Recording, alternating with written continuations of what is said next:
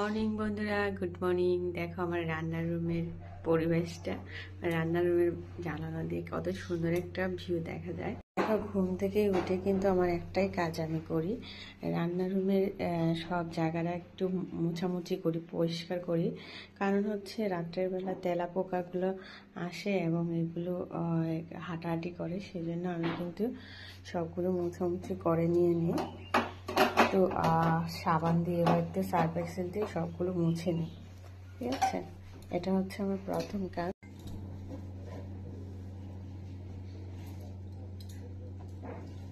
তো সবগুলোই মোছামুছি হয়ে গেছে, এখন রান্না বসিয়ে দেব,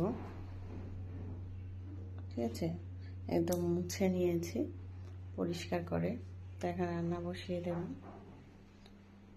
দেখো, এখানে চাল দিইনি বা জল বসিয়েছি, এখানে ডালটা ধুয়ে খালি দিয়েছি, আর আলু কেটে এখানে সিদ্ধ দিব, ডালটা দিয়ে রান্না করবো নিরামিষ। এগুলো দিয়ে তারপর বড় মেয়েকে উঠিয়ে গান শেখাবো, হারমোনিটা দিয়ে রেখে দেব। আর এদিকে ছোট মেয়ে উঠে বসে আছে।